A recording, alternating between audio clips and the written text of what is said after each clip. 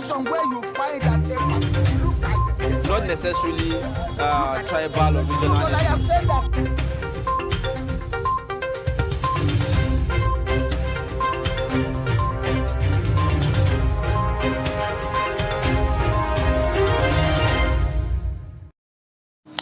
All right, thank you for staying. You're watching Daybreak, reaching you live from the nation's capital in Abuja. We'll take a look at the newspapers now, beginning with the Daily Trust newspaper.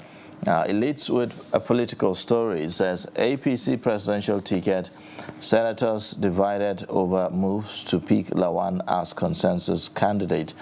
The writer says, pro-Tinubu, Amechi lawmakers kick, Senate president to buy forms tomorrow. It's injustice to support a northerner. And that's according to Ndume. God will determine my next step. That's Lawan. Well,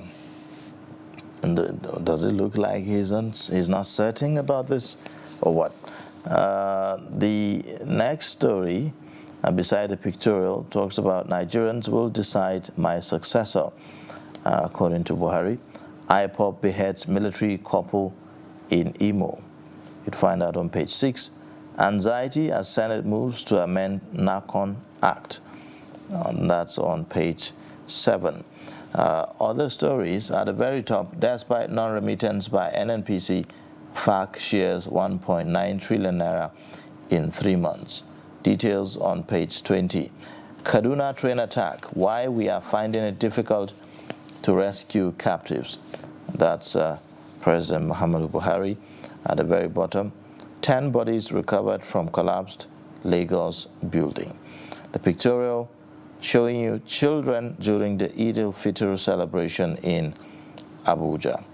Quite an interesting picture to view there. Well, these are the stories on the front page on Daily Trust this morning. And it's quite interesting, some of the stories that we are seeing, isn't it?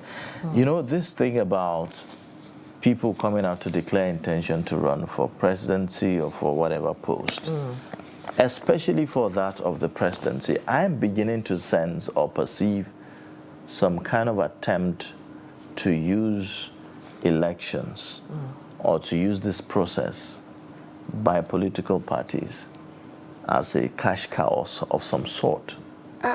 Because if you look at the number of people coming to declare for presidency, we know, and they know, some of them, that they do not have any chance at all.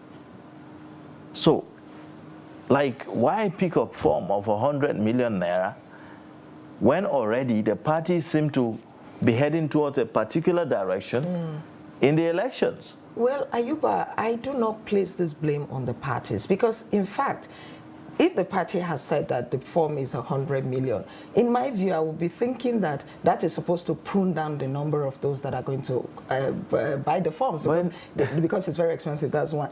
The part that bothers me in all of this is that it's as if they are not viewing that seat with the seriousness that it deserves. That is what I think, because I have seen some people who, with all due respect, should be running for State House of Assembly, or even House local of government Representatives. I have seen them declaring or saying that they are going to declare or saying that they have bought the forms. And I'm thinking, are Nigerian politicians viewing this #1 seat in the country with the seriousness that it deserves? You know, clearly, especially because after the point that you made that since the the amount is such a high amount, 100 million for instance, one will expect that the number of the aspirants or interested people will drop. Instead, it's not dropping. Instead, even people I have not heard of, even people that in the build-up to this time I haven't heard of them, I hear that they want to run for presidency. Exactly, and they are going to pick the form. They are going to buy that form for 100 million. And that money is not refundable. It's not refundable. It's right. So now, after seeing that, say for instance, the APC has been talking about, even though officially they said they have not zoned it to any region of the country. Even though the body language, as we like to say, but the handwriting is on the wall, isn't it? It's tilted toward the southern part of the country. Yeah. But here you have northerners declaring intention to run for the presidency under the platform of the APC and buying for as much as 100 million naira. What exactly is going on? It looks like there's some kind of... And even if they are zoning into the south, does it mean, has it become an all-comers affair? Must everybody say, okay, I want to? How about coming together and supporting a particular candidate, for instance, so that it's the #1 seat of the country, right? And right now, Nigeria is bedeviled with so many problems. I would expect that whoever is coming is really, really prepared.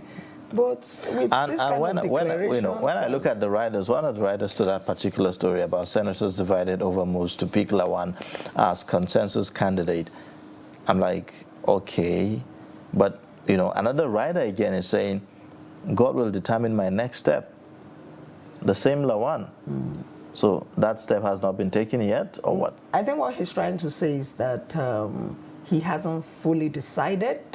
Or maybe we should watch out, like Jonathan said about a week ago. That maybe he's trying to say we should watch out, you understand? But my own point is, why this consensus issue? Why is it gathering momentum? Why? Shouldn't everybody who is interested go and then try their luck and let the best man win? Should it really be a consensus? Must there be a consensus for every candidate? For every position? It's the #1 seat in the country, honestly, and I think that it should be. It looks like the more we see, the less we understand, isn't it? And all this is between now and June 3rd. That's INEC's deadline. So between now and June 3rd, all of this needs to be trashed out so that the parties have their candidates. True. Well, other stories there, like we mentioned about the 10 bodies that were recovered from collapsed building in Lagos, another tragic incident. And yes, in another tragic incident, again, we're hearing that IPOB beheads military couple in Imo State. Quite sad and terrifying. It's the most inhuman thing to see, to think about. After beheading them, they put the head on the body, and there was this video that went viral where the person that did it said, yes, I did it because they are security operatives, and do you know, have you heard of unknown gunmen? Do you know the way security operatives are attacking our people here? And I was like, how did we get to this place? Why would you just kill people like that? So it means that the battle line has been drawn between the security officials and IPOB. If that's the case, then, well, I'm sure that this is not good for anybody. Well, we'll take a look at other papers, Stella. Yeah, I think let's take a look at the blueprint. The lead story on the blueprint says, I will hand over to Nigerians' elected choice in 2023. This is coming from President Buhari. Just as he orders security chiefs to eliminate terrorists and secure the country. There's also a rider there that says, see 2023 as opportunity for peaceful coexistence, Sultan tells Nigerians.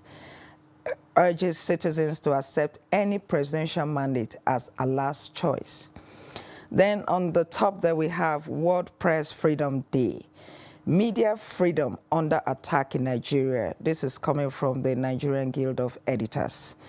And then under here we have federal government to rake in $2.06 billion revenue from new projects.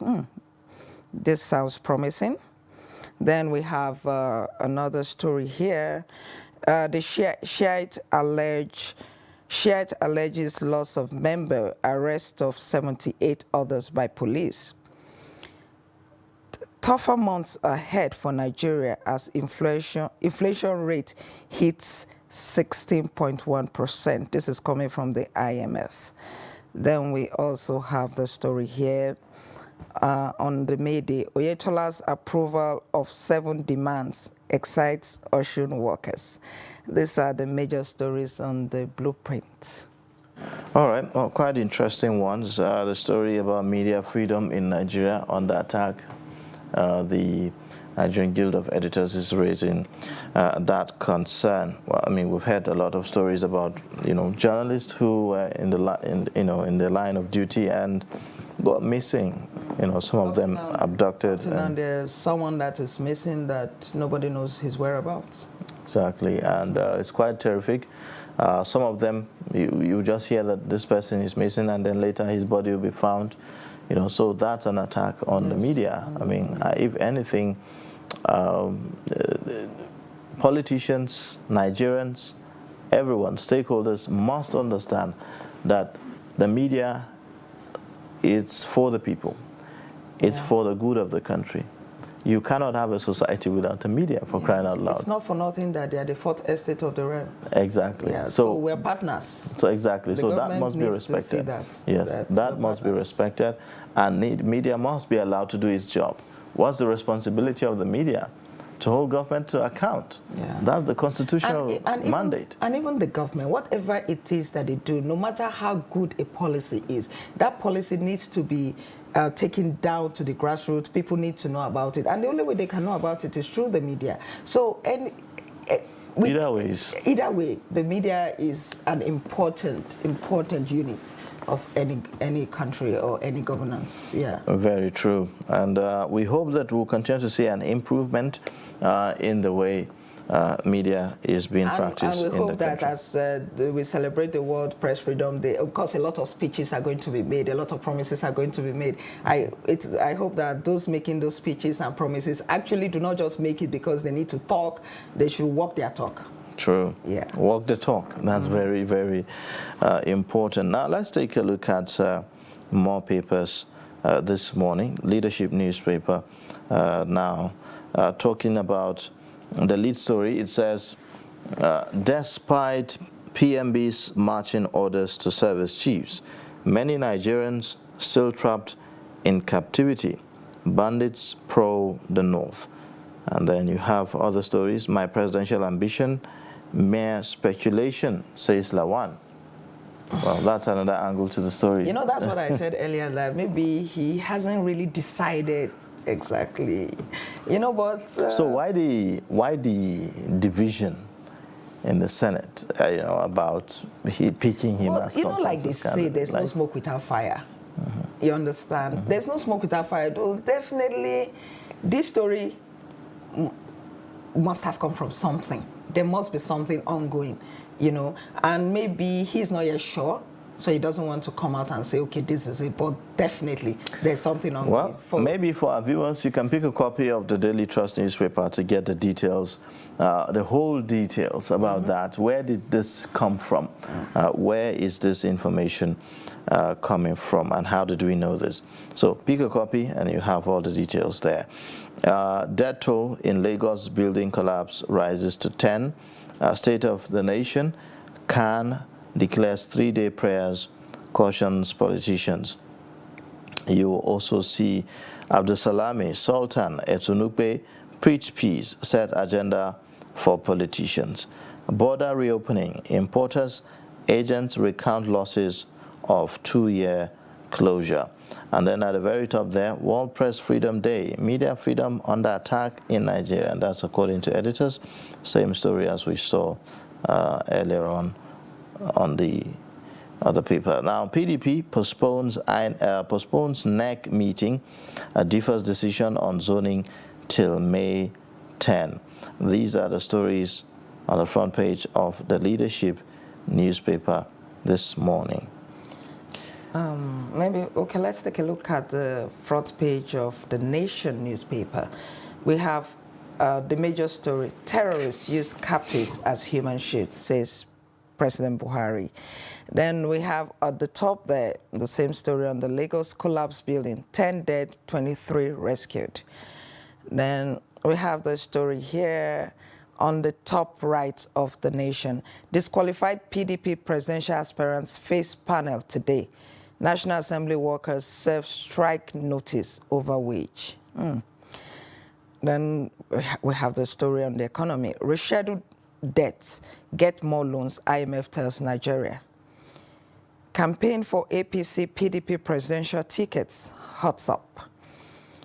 Then again, the Sultan, let peace reign, Sultan urges politicians. Ayub, I guess this thing from the Sultan, we cannot continue to harp on it. We cannot stop harping on it. Overemphasize, yes. That's because true. as the elections, as 2023 builds up, nothing is stronger than that statement. Let peace reign. True. I mean, without peace, there cannot be election. At all. That's a very important fact.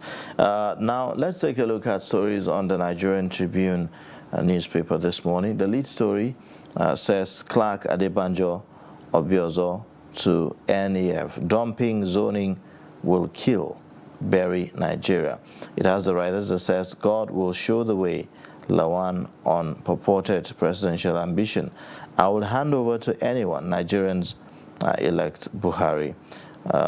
Then you see other stories there at the very top. World Press Freedom Day, media freedom under attack in Nigeria, says editors. On sports, FIFA fines Nigeria 63.9 million naira for fans' misconduct after Ghana march. Other stories, gunmen strike again in Anambra, kill policeman, 6 others. Buhari tweets for first time since federal government lifted ban on Twitter. PDP heads for appeal court over ruling on conduct of primary election. There you see also 10 killed, 23 rescued in Lagos, 3-story building collapse. The next story, train attack, bandits using captives as human shield, according to Buhari. The one about FIFA fining Nigeria over the misconduct of fans after the Nigeria-Ghana match at the Moshood Abiola Stadium. Well, it's quite heartbreaking. Well, it was expected, right? I mean, you cannot go and behave like that and think that there will be no sanctions. The Nigerian fans' behavior after that match was very embarrassing. It was uncalled for. It was uncalled for. You know, shortly after that, there were rumors that we had been sanctioned, but of course, the FIFA had not taken a decision at that time. But I knew it was only a matter of time because if FIFA allows it, other Others will people now begin to do that, the same thing. I just hope that we have learned our lessons. Yes, and the FIFA believed that there was no adequate security arrangement made to deter such kind of things from happening. So you could see that the Nigerian state is now losing properties, losing properties at the stadium, as well as also losing money now, as a result of misconduct of some few Nigerians who wouldn't control their emotions. Exactly. This is where they've gotten us. And that's not enough. I mean, that's not all about this. The next match that Nigeria is going to be playing home, there will be no fans, in the stadium. So you could think about that. Imagine we're going to lose revenue because, how do you sell tickets if fans cannot be Exactly. So it goes to all football enthusiasts and all football fans.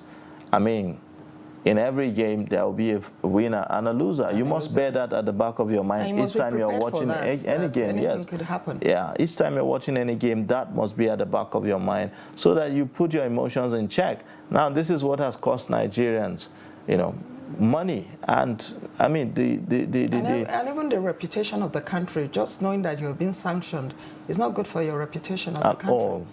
At all. So it's something that we must all watch out for. Let's perhaps take one more paper. Let's look at maybe the Punch newspaper. The Punch newspaper has the lead story that says presidency, APC may field northern candidates, awaits PDP primary. It has a rider, presidential ticket, God will show us the way, says Lawan. Blame PDP if North retains power, says APC chieftain. Nigerians suffering, deserve new leadership, PDP spokesperson. Then we have there's this story at the top that says, striking ASU members shouldn't be paid, says the federal government. National Assembly workers reject staggered arrears payments, issue strike notice. Then we have the pictorial there, this from the collapsed building. Tears as copper 9 tenants die in Lagos building collapse. Buhari laments. Then there's this other story. Federal government may release detained terrorists in exchange for 68 trained hostages. Ekiti community protests rising kidnapping, robberies, blocks roads. Then the update on this crisis in Lagos. Lagos CP summons MC Oluomo Istijaba over NURTW crisis. Ayuba, this, are you seeing a new dimension to this thing? APC may field northern candidates. I'm as surprised as you are. You know, nothing is certain until the end. That's what I believe. We can never know how this thing is going to end until, you know. Truly, we can never know but I wonder what will happen to, well, some of the, very strong members of the party, especially from the southwestern part of the country. Do you remember? And the southeastern part of the country. Do you remember when a chairman of a party was on this show some time ago when he said that some strong members of the APC have Plan B? Remember? When he said that if things do not go their way in the APC, there are chances that they could jump ship. Yeah. Well, I hope that the APC will be able to navigate the waters peacefully and smoothly without having to, because this is a break or mar period for the APC. I wouldn't be surprised if the candidate of the APC turns out to be someone that has not even, we haven't heard anything about him at this point yet. I wouldn't be surprised. We'll get to see. You remember what happened with the national chairman of the party? Yeah, we'll get to see. It was almost at the end, 3 weeks that, so that could also happen. We'll keep tab on that, and then we'll be coming back to the newspaper review much later on the program. For now, we'll take a short breather and take a look at My Daily Hustle. But in a situation where you find that they must look at the situation, Not necessarily tribal or regional. but I have said that.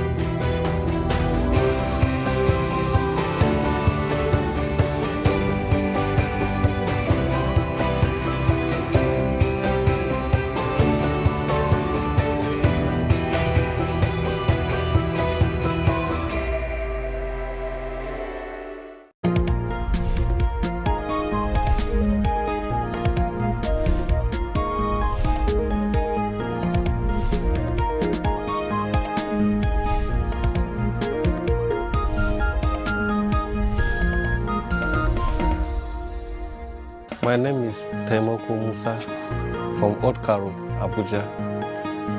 I'm into screening, painting, and also wallpaper installation.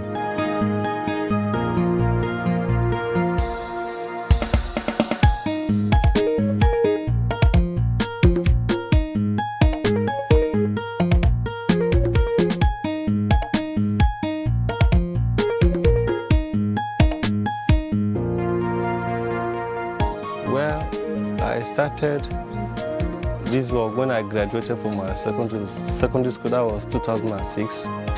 So when I wrote JAM, I could not make it. So I discussed that with my dad, and I told him that I want to engage myself in doing one thing or the other that will help me tomorrow. And he asked me, and I told him I want to go into painting, in which he contacted one of his friends. He's a painter. He attached me to him. That was when I started. Little before I got admission to school. my dad is a landlord, quite all right. So each time maybe a tenant park out, you call a painter to come and maybe paint the house. So when I look at it, I say, this spending of money. And also I was sitting at home doing nothing. I was just sitting, doing nothing. As I wake up, eat, I'll go for messages, come back and sleep. So I was doing nothing. So I say, it's better I learn something so that at least tomorrow, if it will help me, even though without government job, I can feed myself with it. That was what drive me to learn painting work. Quite all right. You know, I never want to be dependent.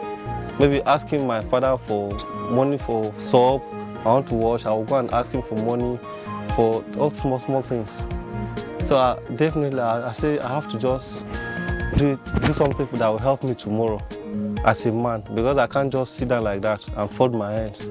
What if that government job don't come? What will I feed myself with? That was what inspired me. I say, let me just try my best and do something that will help me tomorrow. That's why I'm into painting today. Painting work is very, very interesting. Honestly, I drive joy in painting. And each time I paint, after work, by the time I look at the beauty, the aesthetic, I find joy in it. And people come around and tell me, you have done a very nice job. This is a very nice work. And actually, this paint work has been giving me a lot.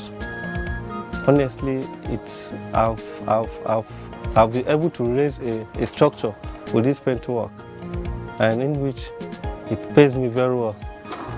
And I drive joy in doing it. As I'm talking to you, I have boys under me that are working with me. Actually, this painting work has been helped since I got admission to Federal Polytechnic Nasarawa. My dad was the person that helped me out with the admission because he had a friend, that Federal Polytechnic Nasarawa. He's a prof, Department of Urban and Regional Planning. It's through him I got admission to Federal Polytechnic. And actually, my dad, he has never stopped paying my school fees. Despite I'm into painting work. He has been paying my school fees. I only support him. Each time he has no money, I support him myself. Or anytime he say he has no money, how will I do? I help myself out.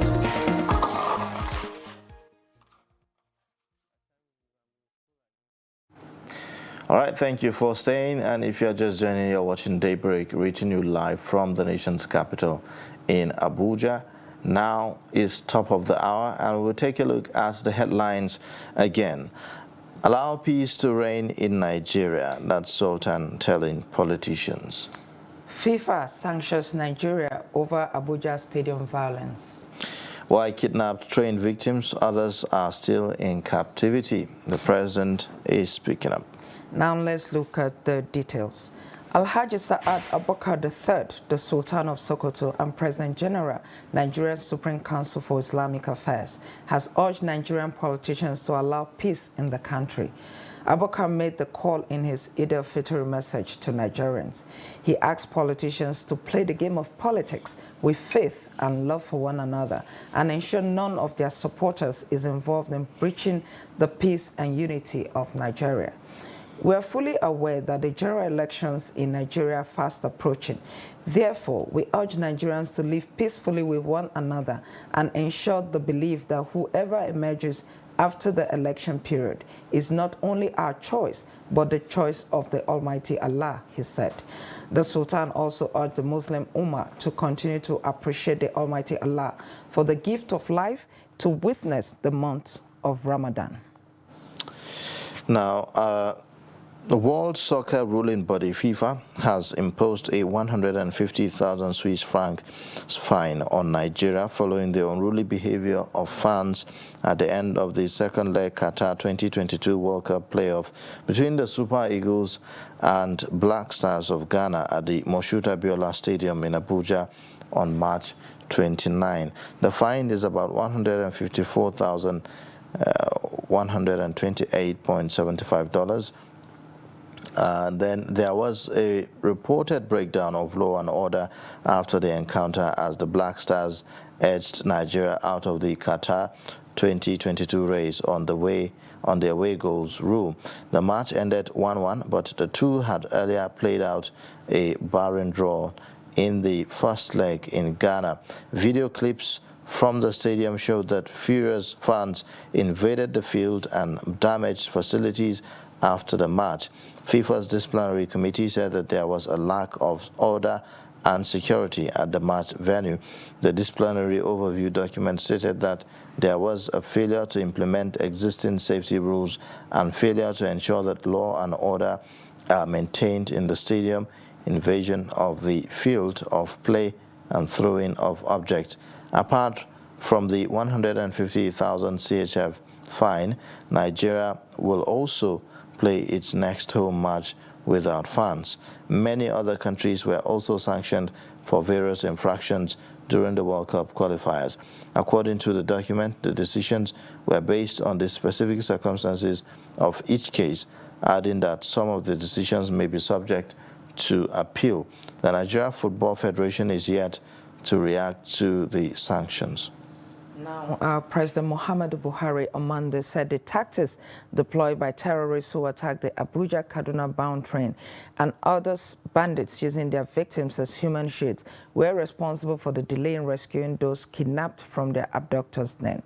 This is as the president assured families of the kidnapped victims that efforts were ongoing to ensure safe return of all those being held by bandits, adding that he had directed security agencies and the Nigerian Railway Corporation to provide more regular and detailed information to families. Receiving some FCT residents at the State House on Salah Homejo Monday, the president said the government will explore every opportunity to secure the captives alive and unhurt. This was contained in a statement by his spokesman, Femi Adesina, titled, "Train Attack, Bandits Using Captives as Human Shields. We're working on safe return of all," President Buhari assures families. According to the president, bandits and terrorists, unlike professional soldiers, don't respect the rules of engagement and could resort to harming hostages when attacked. He urged Nigerians to create a hostile environment for criminals hiding in communities, admonishing that protecting criminals from exposure means endangering one's own security and the security of one's own community. All right, that's that for the news highlights now, and we'll take a look at more stories now. On the occasion of this year's Eid al-Fitr celebration, clerics and Muslim faithfuls have called on the entire Muslim community to remain steadfast and trust in God to perfect all of their affairs. They also called on Nigerians to be good ambassadors and law-abiding. Take a look at that. Imam Sharafuddin Alaga further stressed the need for Nigerians to be their brother's keeper, irrespective of ethnicity or religion, noting that this will help cement our relationship with Allah. We have completed Ramadan. The spirit of Ramadan must remain with us. The teachings and lessons and principles of Ramadan must remain with us. There are two things here. Whoever stopped doing what he was doing during Ramadan has actually worshipped Ramadan. The ulama sued for steadfastness on the part of Muslim Ummah, adding that this will enable them enjoy Allah's blessing to the fullest. We all know insecurity has become order of the day. The first thing I want to say is that Allah is fully aware of our present situation in Nigeria. Except if there's anyone who can tell me Allah is not aware, Allah is not part of it. This is how Allah has designed it. We do not like it. The first thing is the government should do more. Government is not doing enough. They should do more. I'm not saying they are not doing anything. They should do more to protect life and properties, for it's part of their major responsibilities as governors, as government. Some Nigerians emphasize the need to foster brotherliness among themselves and also adhere to what they learned during the month of Ramadan. It's just to tell our Muslim Ummah that all the lessons that we engage in during Ramadan should not be something that we put a stop to. It should continue. Though fasting of this year has ended, all the ibadahs, the prayer, the tajud, the coming together, the assistance we render to the needies, the widows, we should continue with it. We should make sure that all of us gather together to assist ourselves. We should reach out like we did during fasting. The message is that we should learn a lot of lessons from the month and continue to live our life just that way. So the lesson is that what we have learned from Ramadan, we should not forget it. We should keep on the good things we have been doing during the month of Ramadan throughout the year, and the life will be better for everybody. We should continue what we have done in the Ramadan, because it's only Ramadan that we need to do good. Good is for all seasons, and the kindness that people showed and love should continue, because if this is sustained, the country will be at peace and there will be growth in the country. The advice I have for everyone out there is they should keep serving Allah. After this Ramadan celebration, they should continue with everything they are doing, everything as an act of ibadah. They should just continue, keep it. Allah bless you. I wish them a happy Salah. Okay. And I also wish them that they celebrate their Salah very well. All right. Now, the people of Zamfara State were not left out in the Eid al-Fitr celebration. Let's also take a look at this report on how the Zamfara people marked the end of the Ramadan season. Take it. Major streets of Gusau metropolis were filled as Muslim faithful filed out in their numbers to observe the 2022 Eid al-Fitr celebration. The Tudunwada Eid ground was also filled to capacity as Muslim faithful trooped out to perform the 2 rakat prayers to mark the successful end of Ramadan fast. There was adequate security within the outside prayer grounds in the state to ensure hate-free Salah celebration in the state. Imam Dang Al-Haji Sambo, who led the 2 rakat prayers, urged Muslim faithful to uphold the lessons of the Ramadan fast, unite, promote peace, and pray for the security of the country and that of Zamfara State in particular. The acting governor of Zamfara State, Hassan Nasiha, had in a statewide broadcast congratulated Muslim faithful for the successful completion of Ramadan fast and assured that the governor, Bello Muhammad's administration, places security of lives and property on the front burner. He commended public-spirited individuals and politicians for complementing the efforts of the state government through the distribution of food items, clothing, and cash to widows, orphans, and internally displaced persons in the state. The acting governor wants them to continue with the gesture considering the fact that Zamfara State has a large number of displaced persons as a result of insecurity bedeviling the state. I want to assure the entire people of our state that our commitment to the security of their lives and property will remain our priority. We shall never take any decisions that will be detrimental to their welfare and safety. Before I end this broadcast, I would like to appreciate the prayers and message for peace offered by our Islamic scholars throughout the month of Ramadan in their various tafsir. I pray to Allah Almighty to reward them abundantly. He tasked Muslim faithful to continue to pray for the peace and security of Zamfara State and the country at large so that normalcy can return.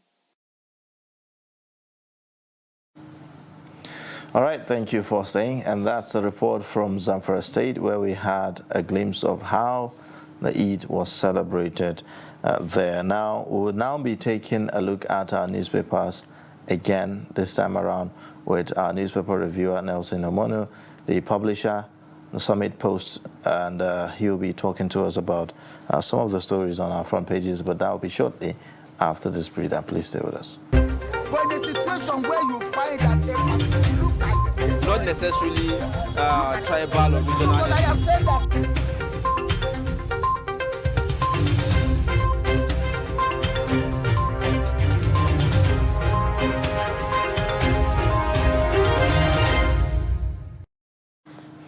All right, thank you for staying. Now let's take a look at the newspapers again. We'll begin with the Daily Trust newspaper. It has You know, the lead story talking about politics, APC presidential ticket, senators divided over moves to pick Lawan as consensus candidate. It has the writers that says, pro-Tinubu, Amechi lawmakers kick Senate President to buy forms tomorrow. It's injustice to support a northerner, Ndume. God will determine my next step, and that's according to Lawan. Other stories, despite non-remittance by NNPC, FARC shares 1.9 trillion naira in 3 months. Kaduna train attack, why we are finding it difficult to rescue captives by Buhari.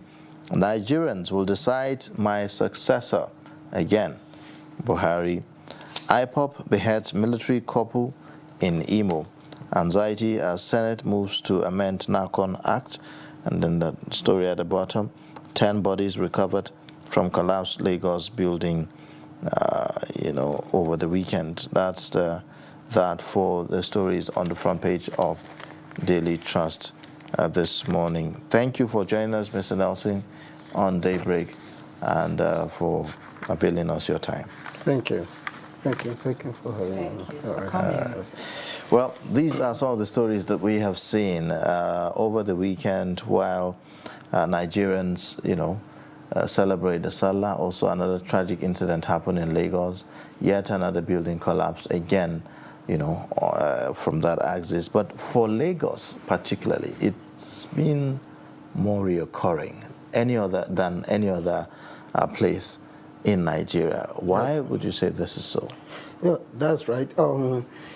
Let me start from congratulating Nigerians for, I think in the last few years, this is one of the most peaceful Salah we've had, because on the pages of newspaper and news medium today, we are not talking about blood flowing and all that. People went to eat, and that is a step forward. Then back to Lagos and building collapse. I think it starts from our regulatory authorities. When you were reviewing it, newspaper review, the earlier one, I picked some of the points we're trying to raise.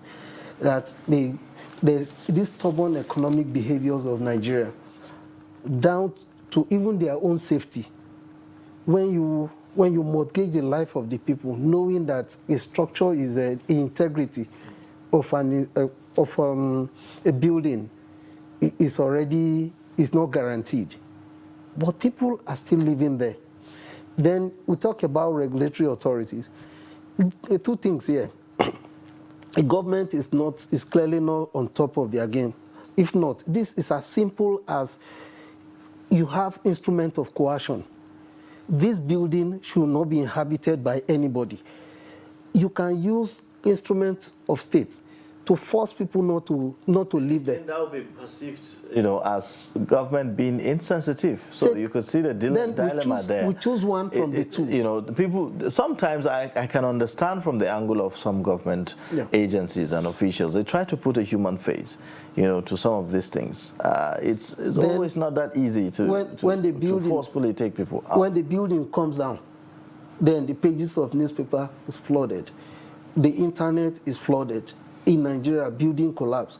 Nobody knows. You see, Mr. Mono, what you said about the government using coercion and all of that, if the government says, okay, all of you move out, is the government going to provide a temporary shelter for these people? You see, let's look that's another aspect where people will say, okay, you're telling me to live where I am. Are you going to provide something for me while I look for an alternative? Right now, we don't have measures in place to like welfare housing. Welfare housing, there are climes where government actually house people.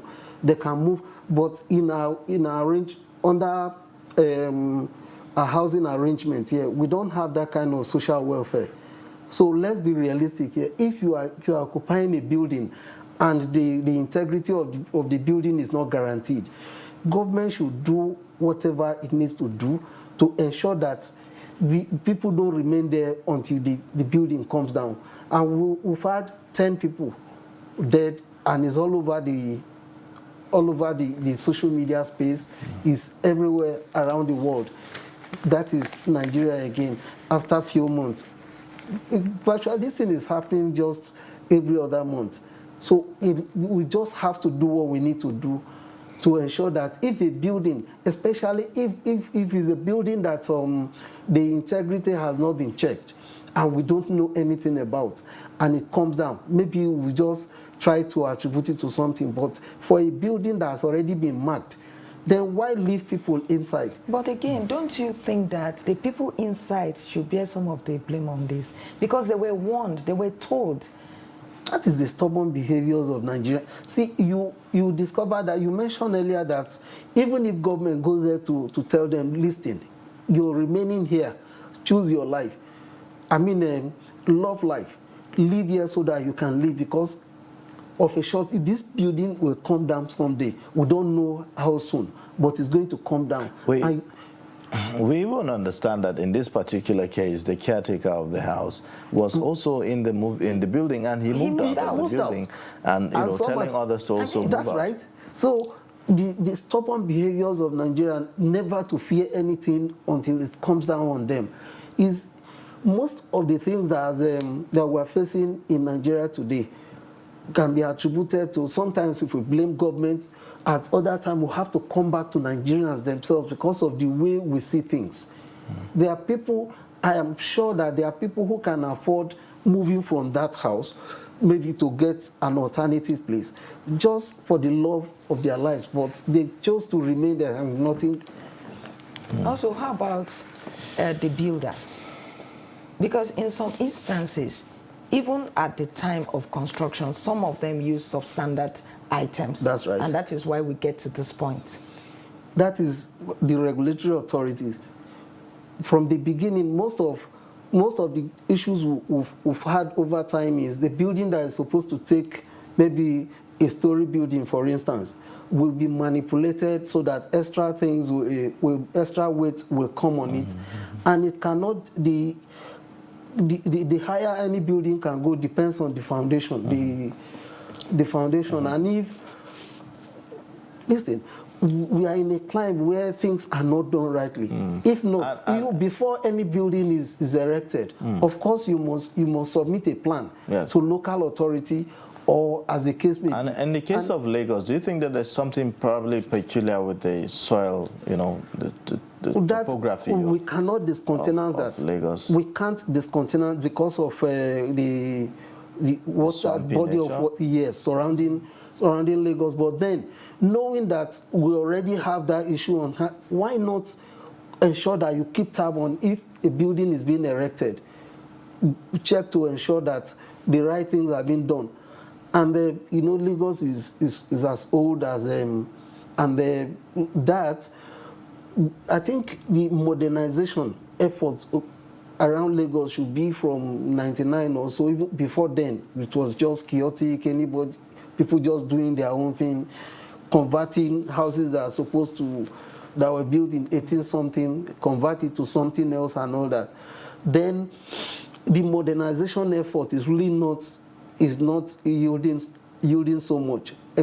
I mean, especially for slums and poor areas. But then, let's look at it this way. I think that the government is not doing enough to ensure that the right things are done. Just let it be holistic. Go all the way to ensure that if the integrity of a building is not guaranteed, government should use all the instruments at its disposal to ensure that the building comes down. Okay. Assist the person to ensure that the building comes down. Right. Then you take it off from there. All right. I want us to look at other papers. The Nation newspaper leads with the security issue. It says terrorists use captives as human shield. The president there saying yesterday, service chiefs should locate, eliminate criminals. IGP deploys surveillance choppers. That's the president's directive. And also the Leadership newspaper is leading with a similar story, or I would rather say the same story. It says, despite PMB's marching orders to service chiefs, many Nigerians still trapped in captivity. Bandits prowl the north. So that's also taking cue from the president's remark yesterday as Nigerians celebrate the Eid yesterday. This was after he spoke to State House correspondents after the Eid prayers yesterday. So again, it appears that we are in a dilemma here, ensuring the safety of the victims, in captivity, and on the other hand also, ensuring that the criminals do not, hurt them if we rain heavy fire or grow frontally on them. So what do we do? Are we saying that there's nothing more we can do? If it's an admittance of we have failed. But it becomes very complex, really, isn't it? We are tactically, because we are admitting that it's we not have just failed. about the weapons now. Yes. Right? It's not about having the boots on the ground now. It's more like when they an were intelligent engagement. When they were moving these people, especially those that were kidnapped from the Kaduna train attack, when they were moving them, that is to say that we're only waiting to react to when things happen. If not, we're told that from there to forest in Niger State, that is to move that number of people from one location to another. When it happened, there were not, security arrangements on ground to ensure that in the course of moving those people from point A to point B or to point C, there was nothing done. We allowed them to safely move these people to where they are supposed to keep them. Then we are now coming back to tell Nigerians are not interested in what the bandits are doing. They are only interested in getting those that were kidnapped back. Some Nigerians feel that as good as this president directive is, that the time is too long also, that these people have been in captivity for over a month now. That something ought to have been done. What of the previous marching orders? What did you get from families? As they have to source for money they don't have to pay so that bandits can release their loved ones. So this is the same thing as the subsequent marching orders we've been getting. What has been the outcome? Nothing much. And this is it's just like there is journalists around and we just have to say something. The president also directed that the Secretary of Operatives should ensure that they give information to the families. Did he have to give that? Some relatives spoke to us some time ago to say nobody was speaking to them. Shouldn't that have been happening all along until this moment? The families don't need any. So what are you going to tell them? That some kind of assurance, anything?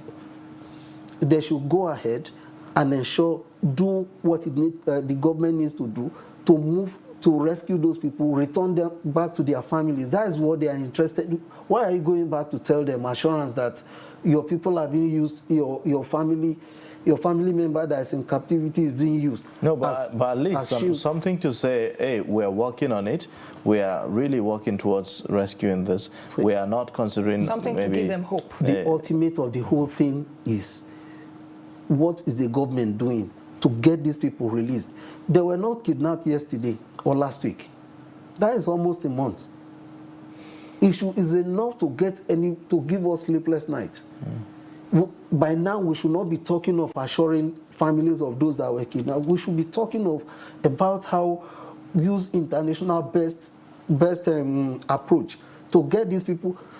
See, we can't discuss here all those here now, but we've had some more than what we have here is even simpler than some of the operations that globally you see security men carry out to ensure that people are released, how they can demobilize these people, they can be surrounded, and ensure that they too know that there's no escape route for them. So the best thing for them is to allow these people to just walk away. Then all that. Okay. They should just do what they need to do to get these people out, back to their families. They have been traumatized for more than a month. So what they need now is having their family, their loved ones back home Okay. All right. Now, today is World Press Freedom Day.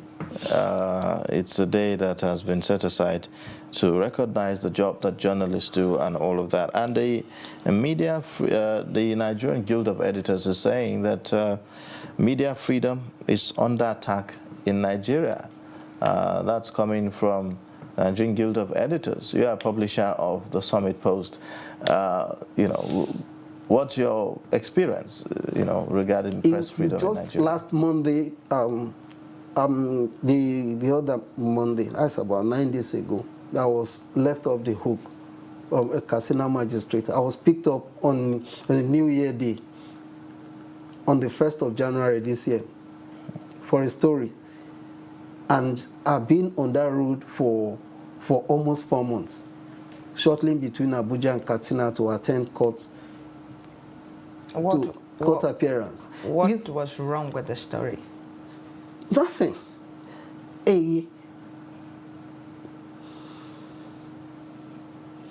Press freedom in Nigeria is still not, we are not yet there. Though steps was taken to ensure that one or two, when President, Are you not going to share your experience with us? Yes, I will. I will come back there.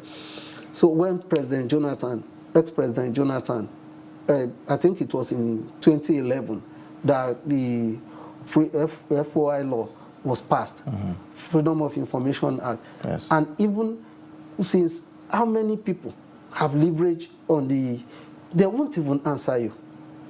They won't answer you if you go to court to enforce that act, to ensure that you are listened to. You know how long you will remain in Nigeria's court to be able to get another, forcing the institution to release information to you. And when you do anything, like in my own case, 4 hefty operatives came all the way from Katsina to Abuja here to arrest me with 3 AK-47. And I was wondering, I asked them, what's this? Somebody who is carrying a pen, you're carrying 3 were carrying AK-47 with bullet vests, everything. As though they are coming for some kind of war or something. So, and please don't. And before I knew it, handcuff, if you try anything, my friend, don't do this here. So they drove me through the night from here to Katsina. It was a public holiday. They just threw me in somewhere there. So by the time, over time, I discovered that there's a disconnect between, and that is on the part of Nigerian Union of Journalists now. A lot still needs to be done, a kind of collaboration between the police institution and like Nigerian Union of Journalists. There's a disconnect. When you see a newspaper report that you feel is injurious, what do you need to do first? Is it to go and pick up the person, or is you sue the company for libel? Yes, or those are things. You go to court, you sue the person. You sue the person, or you sue the organization. Is it to go and just bundle the person and take him somewhere, then authenticate the report? Was this thing written, like in my own case, it was written by an insider of the affected institution. It wasn't even a story. It was like an opinion. It was an opinion sent to my organization, and it is at our discretion to publish it or not. And we decided to publish it because when things, according to Achebe, if things are not going right, it is the duty of a writer to point them out. Fine, which is according to the Constitution. Yes. So we decided to publish because admission racketeering, sex for marks and all that.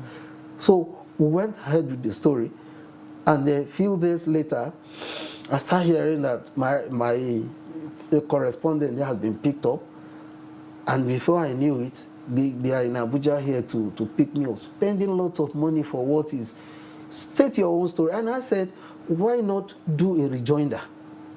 Did you send a rejoinder and it was declined? You are supposed to send a rejoinder. Look, this thing is not true. This is, if it was an investigative story, we're supposed to have called you to find out, to hear your own side of the story. This is not an investigative story. It is an opinion. A member of your own institution wrote to us. Nothing can be more valid than that. Yeah, so the press freedom in Nigeria is still an issue. But then, there's still a lot. But on the part of security agencies, I'm wondering if there was any warrant for their arrest. When they came, they showed me something. They will always show you something. Anybody can sign anything and show you something. Well, even the Daily Trust, they have come here once over a story. But yes. I've always wondered, there are laid down procedure on what to do if you think that a story is damaging to you. And I've always wondered, why is it that they don't follow that procedure? Go to court, sue the organization, sue the reporter, whatever. Isn't that a lot better than in some instance they come, lock up the place, pack the computers, arrest the reporters, No, when they say some nations are developed nations, and while others are underdeveloped or developing or something, it's not because of third road and pipe-borne waters and all that. It is about the working of state institutions. The strength of state institutions determine how developed the nation. You get it. So now, if it's this same scenario, if the same scenario is in like US or some of these advanced societies, the operation will be different. Nobody will just barge into this environment, pick up computers, lock up people, and effect arrest without following the go to court. There are civil ways of lay down procedures for you to get at if the story is injurious, and at the end of the day it is found to be injurious. There are laid down procedures to get the person punished. So why some countries are described as this thing is state institutions, like the security agencies, they follow lay down procedure to ensure that the person that injustice was done to or whose character was defamed get justice. Or if in the end the newspaper house, the media house is not complicit, they are left off the hook. Okay, all right. Now I'd like to get your comment quickly on the decision of FIFA to fine Nigeria 63.9 million naira. I think they are for fans. That is very mild. Yes. Really? The punishment is very mild, because what happened at the Abuja National Stadium, MKO Abiola Stadium, was shameful for a nation like Nigeria. If you don't want embarrassment, please do your homework very well. I know soccer has become some kind of God's religion. It has become. So there's nothing we can just do about that. So we just have to continue to enlighten our youth on the value of preparation. The Ghanaians came to win, and they won. And that one is that they were able to get a goal right on our soil, which we were not able to do. Like I was watching it, I won't go to stadium because of things like this. I just halfway into the match, I had concluded that it can go either way, and I'm not going to kill myself. But it's not everyone that has that kind of emotional stability to be able to take defeat.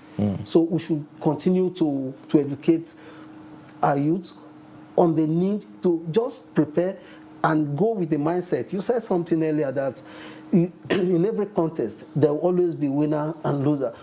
We have denied Ghana like that before. So it's not the first time. So there will also be another time. Nigeria is not ending now. Nigeria will continue to be there. Football will continue to be there. There's going to be rematch someday. And Nigeria too will deny Ghana of this kind of sensitive opportunity to appear at the global stage. So I think that FIFA was that the amount involved, 63 million, I think is fair. Do you think Nigerians have learned? Not to talk about the facilities that were vandalized, in the stadium as well. We have not learned anything. And we're not, what have we learned? Are we learning in any sector of the Nigerian life? We're not learning much. If the same thing were to repeat today, the same thing will still happen. You think the fans will still troop out and destroy items? Football, you said football has become a religion, so what do you think? The only thing that gives them happiness at the moment is football. Imagine if Nigeria had qualified that day. You see the kind of jubilation. I mean, a lot of people have pointed the fact that how football has always been a uniting force, in Nigeria. During that match, you could see that in the stadium. I remember that it was while the Kaduna Abuja train attack that happened. It was around that period. But yet, you see thousands of Nigerians trooped to That's the one thing that nobody the stadium was jammed from who you are. So we have to do more. Go back to the glass house, see what we can do, what is not going right. Nigeria has all it takes to pummel Ghana, that they as in overrun Ghana, because they knew most of their football opinion over there has already given it to the Super Eagles that please don't even waste your time to go to Nigeria to play, because you will be overrun in Nigeria. But to the contrary, something is certainly not right in our football system. That is what we should deal with. It's just like having ingredients, but not knowing how to mix it. If you don't know how to mix ingredients to become better food, that means something is wrong with the person that is preparing it. Correct it, and then it's not about that the ingredient is not there. We have all it takes. We have the legs we have in Europe and all over the world. It's only a few countries that can compete with Nigeria in terms of human resources if it comes to the game of football. But it is the mix, the correct mix, and the people that are involved. Who has taken responsibility since then? Has anybody been punished? Has anybody taken responsibility for the inability of Nigeria to qualify? No. No, action was taken after that. E.g. Guavon was removed. So, he is the scapegoat now. Who appointed him in the first place? The question is, was Guavon the best hand at that time to man the Super Eagles? His assistant, the former Super Eagles player that was in Tanzania, Emmanuel Amunike, practically pulled Tanzania. They don't have football, they don't have much in football, but he was able to pull them from nowhere. Okay, why was Guavon picked over Amunike? Those are issues that we need to address, so that if best people are in place and we have the talents like we are having in Europe and all over the world, so how to put these people together so that this kind of embarrassing situation will not happen next time. Somebody certainly in glass house should have taken responsibility. Sure. Not Guavon is just like was just used to sacrifice and just ask Nigerians, please take this one. And okay, all right. Well, I want us to take a short breather, and then when we come back, we'll be rounding off on our newspaper review. Please stay with us.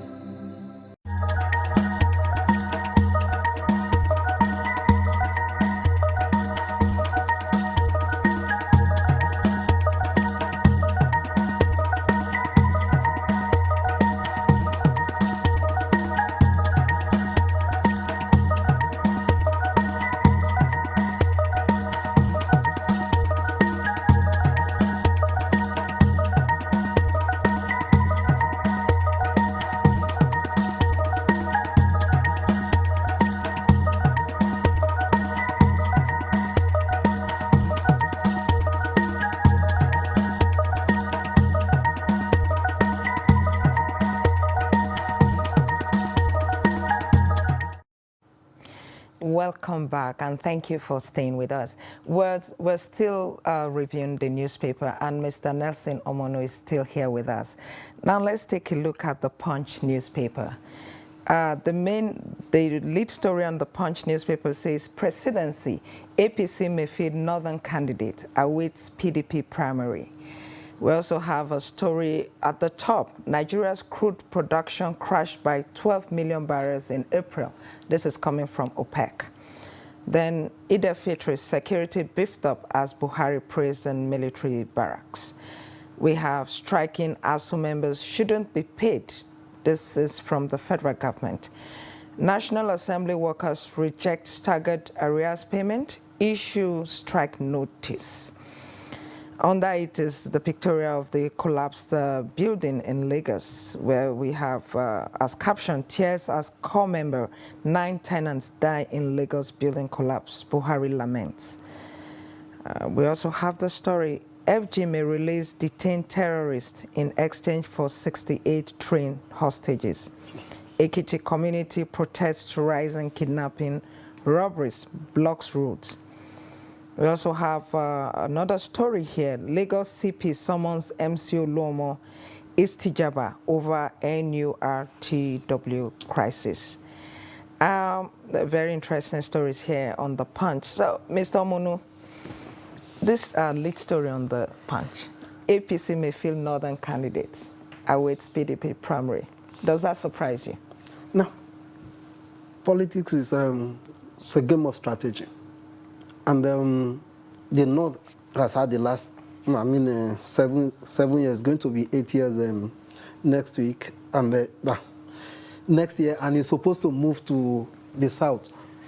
But in politics, there is nothing static, as in it must move to, when the PDP adopted that arrangement, it was like, we are still, ours is a nation in progress.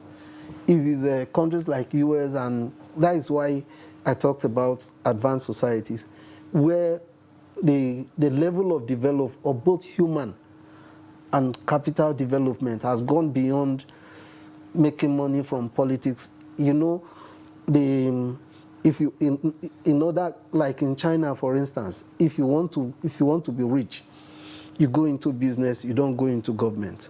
But if you reverse on the flip side, here, if you want to be rich, you go into government, you join politics, you don't go into business. Right. Now, the quickest way to become important in Nigeria is joining politics, and overnight your fortune changes. Now, but at our level of, the current level of our development, we are supposed to handle this nation with care, so that we don't rock the polity. If there is a quiet arrangement that if it moves from this part, it should go to the other part, so that there is this sense of inclusiveness. But being that politics is a game of strategy, the APC know quite well it's been there that is going to come from their candidate. It comes from the South. Now, they are waiting on PDP. Did they say anything? That was the understanding. Did they make a statement to that effect? Not statement now. It's just like some quiet. Most of these things are not just written anywhere. It's not an agreement that is binding. It's just an understanding. Gentleman agreement, right? It's just so that because of the level of our development, if not, like Bill Clinton, between 1992 and 2000, Bill Clinton is from Arkansas. His vice is from Tennessee, and those are neighboring states. There's nothing over there because of the level of their development. They have gone beyond maybe this person is from the South or is from the North. Now, but because of the level of our development, we just have to take this along. This is from here, so that this moves to this side, so that the sense of inclusiveness, the sense of balance, will continue to maintain it. Now, APC going back to the North to pick their candidate, that is to ensure that they are able to keep the presidency. because they know that their calculation is if they go to the south and possibly PDP goes to the north to pick their candidate, it becomes a very tough fight. But while we have these discussions, I wonder what happens to moral burden here. The chairman of the APC is from the north, so as much as we talk about zoning not being constitutional, and all of that, there's also a moral burden here.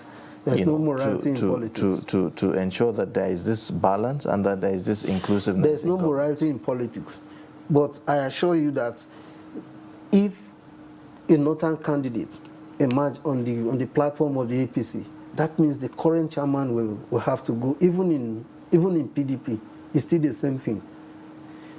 When Senator Ayu emerged as the PDP chairman, the calculation then was that in case they are able to, if the presidential candidates of northern extraction emerge, that means you have to leave that because it's from north. But the speculation, and in the realms of rumor, what we are hearing is that the chairman of the APC is actually even the one, pushing for this idea of having a northern presidential candidate. That's right. And that it's not going to be possible for their candidate to be from the north and also the party's chairman to come from the north. So there's going to be balance. There will always be way out in politics. If it gets to that, you have to step down for someone else, maybe after election or something. But it's certainly not possible that. But in the interest of nation building, I think we should continue the way, but don't get it. We are not in China that we have one dominant party. Here we have two major political parties that are jostling to maintain. One is trying to grab power, the other wants to retain it, and they will have to do what they need to do to retain power. But Mr. Omonu, if at this point the APC zones it to the north, now they have some chieftains in the party that's, even in the coming together of the APC, they did it in the hope that after 8 years of the north, it's going to come to our side. Yes. How are they going to manage that situation? No, certainly to appease those chieftains of the there's party. going to be rumblings, certainly, no doubt. But it's part of a political organization. Crisis is part of where you have 2-3 persons and above coming together to do things. You don't expect it to be crisis-free. But the first slogan of any political party should be interest. Interest first. Okay, if we move to this side and the other party, don't forget these two political parties are just playing waiting games on each other. The PDP was supposed to meet, I think this week or so. They've postponed it. They've shifted it to 10th or something. In fact, the APC puts it that APC may field in northern candidates awaits PDP primaries. So it's great to the PDP will also await them because it's waiting game. They are just playing, and it has to do with interest. They have strategies. So in the first place, perhaps putting Abdullahi Adamu as the chairman of the APC may be a strategy. That was it. At the end of the day. Of course, but even the general public, how would they receive an APC presidential candidate from the north, saying that the north will just be completing 8 years? How do you think the general public will receive that? This, if you check May, that means we are not certain that is going to happen. Now, that may not go down well with some Nigerians, because for those from the north, of course, majority will still be at home with it, because the kind of politics we play here, if the president is from your zone, you believe that, but on the contrary, it has not worked out like that. We discovered that power has resided in the north for a very long time, but the indices, poverty indices and all that, is still not favorable to us from the north. You understand? So it's not about where the president comes from, or it's about doing the right thing and trying to ensure that policies of government actually affect the life of the people.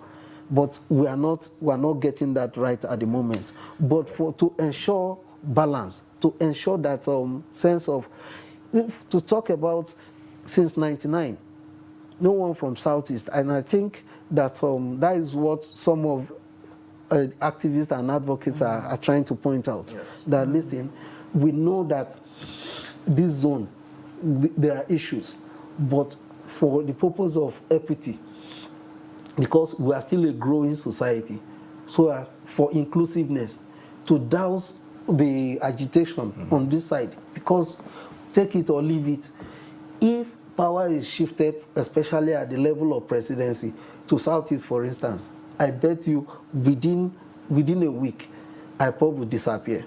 Are you sure about that? Well, why not? Because IPOB is saying they don't want elections. So are you sure? See, that is talk. That is talk. By the time a leader, president emerged from the Southeast, for instance, I personally believe that, see, there's something about sense of belonging and inclusiveness. See, that is the best way to. Let's go back to Second Republic. Shagari went and picked Dr. Alex Ekweme from Anambra State as his running mate. And it worked very well. All right. Well, we would have to end this at this point. Thank you so much for coming on Daybreak and sharing your perspectives with us. I appreciate it. Okay. We've been speaking with Nelson Omono. He's the publisher, Summit Post. Now we'll take a short breather and then take a look at My Daily Hustle. And then when we come back, the show will continue. Please stay with us. But in a situation where you find that look like the same, not necessarily tribal or regional. But I have said that